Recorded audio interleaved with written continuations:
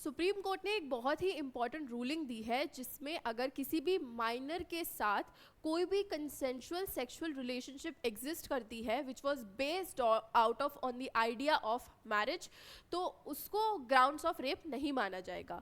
POCSO act के according of course minor के साथ अगर कोई भी सेक्सुअल इन्वॉल्वमेंट रहता है तो that is a ground for rape.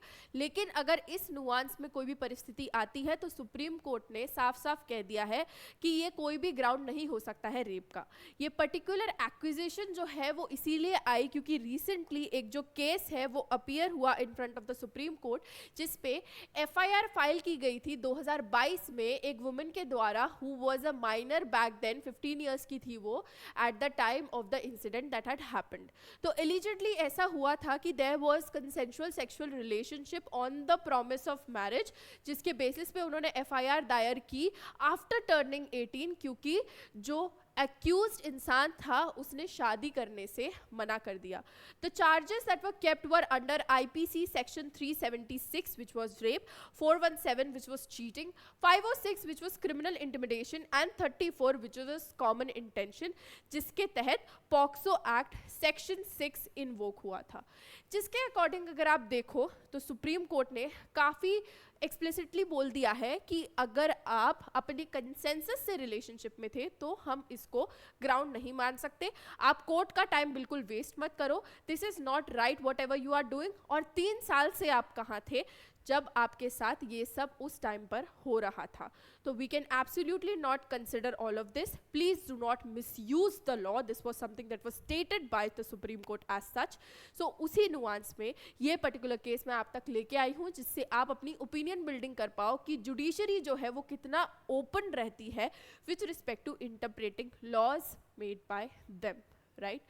तो अगर हम पॉक्सो के बारे में जानें तो POCSO is protection of children from sexual offences का एक act which was given in the year 2012। इसका पर्पस है to protect children whoever is below 18 years of age from sexual abuse, harassment and pornography.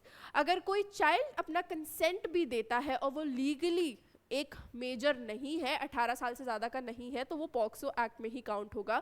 तो कोई भी sexual act with a minor is treated as statutory rape regardless of the consent. लेकिन यहाँ पे Supreme Court इस particular definition से पलट गया इस पर्टिकुलर केस के नुआंस में ही अगर हम देखें तो। हाई कोर्ट का डिसीजन क्या था? So basically Calcutta high court ने एफआईआर को क्वॉश किया against the parents and the uncle, पर अगर आप देखो तो मेन एक्यूज से ये एफआईआर नहीं हटाई गई थी, जिसकी वजह से ये जो पूरा केस है वो सुप्रीम कोर्ट की नज़रों तक पहुंचा, जिस पे सुप्रीम कोर्ट ने कुछ की इश्यूज आइडेंटिफाई किए। जैसे ये जो कंसेंशुअल रिलेशनशिप थी, क्या वो एक झूठे वादे पे थी? क्या डिलेड एफआईआर को हम सस्टेन कर सकते हैं क्योंकि 3 साल बाद एफआईआर की गई थी? पॉक्सो क्या ऑटोमेटिकली ऐसे केसेस में अप्लाई हो जाता है जिसमें कंसेंसस बिल्ट पे एक रिलेशनशिप तो थी लेकिन उसके बाद कुछ नहीं हुआ? और क्या इस पर्टिकुलर से जो परमिशन थी उसको असेस करने के लिए हमारे पास सफिशिएंट एविडेंस है जिससे हम लोग प्रोसिक्यूट को टेस्ट कर पाए? जिसके चलते सुप्रीम कोर्ट ने सर्टेन ऑब्जर्वेशन दी और बोला कोई फॉरेंसिक या मेडिकल एविडेंस ऑफ रेप नहीं है। Filing FIR after 3 years suggest कि यहाँ पे आप लोग सिर्फ लॉ का मिसयूज करना चाहते हो।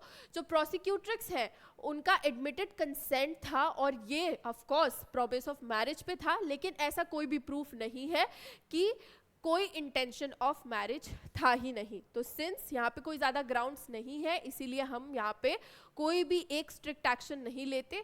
सुप्रीम कोर्ट ने इस पर्टिकुलर अपने वर्डिक्ट को से बैक करने के लिए कई प्रेसिडेंट्स भी दिए हैं, जैसे कि पृथ्वीराजन वर्सेस स्टेट 2025 का एसएससी ऑनलाइन का केस दिया, Pramod Suryabhan Pawar versus state of Maharashtra, Maheshwar Tigga versus state of Jharkhand, जिसके की प्रिंसिपल्स, इन तीनों जो जजमेंट्स हैं उनके की प्रिंसिपल का बेसिस जो था वो यही था कि consensual sex with genuine promise of marriage is not rape. Therefore इस पर्टिकुलर सिचुएशन पे हम पॉक्सो एक्ट नहीं लगाएंगे। तो फाइनल वर्डिक्ट यही निकली कि सुप्रीम कोर्ट जो है उन्होंने जो एफआईआर है उसको क्वॉश कर दिया, कोई क्रिमिनल प्रोसीडिंग्स नहीं होंगी।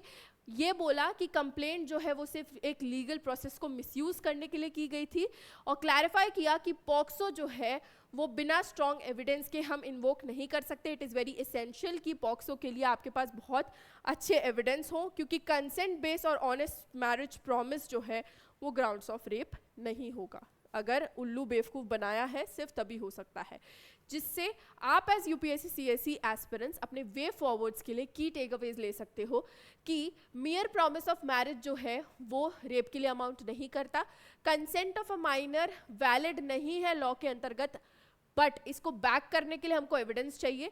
डिलेड एफआईआर्स जो है वो हम कोर्ट में स्टैंड नहीं कर सकते हैं, और मिसयूज ऑफ पॉक्सो जो है it can always be challenge legally. Therefore it is very essential कि हम लोग किसी भी लॉ के लिए स्ट्रिंजेंटली और एक्सट्रीमली रिएक्ट ना करते हुए हर किसी नुआंस को अप्रोच करके ही उस पर डिसीजन ले. ये मैटर इसलिए करता है क्योंकि it is very essential that we prevent the misuse of these laws and we balance out the women's rights with due process. हम किसी भी चीज़ का फ़ायदा उठाने के लिए उसका काम ना करें, बल्कि ड्यू प्रोसेस का ध्यान रखें. ग्रे एरियाज का मिसयूज करने की बिल्कुल कोशिश ना करें, और जो भी ऐसे केसेस आते हैं उसमें हम टाइमली लीगल एक्शन लें, क्योंकि अगर हमारे पास एविडेंस नहीं होगा और हम टाइमली भी एक्ट आउट नहीं कर रहे तो हो सकता है ये केस एक्चुअल हो, बट कोर्ट ऑफ लॉ जो है वो इसमें ज़्यादा आपको हेल्प नहीं कर सकता.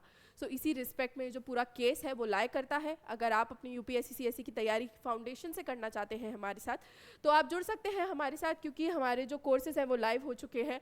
आपको करना बस यही है कि आपको कोड यूज़ करना है NST लाइव, जिसके वाया आपको मैक्सिमम डिस्काउंट्स और ये जो हमारी प्राइसिंग है 24,999 की with 1 month of free extension वो आपको मिल जाएगी.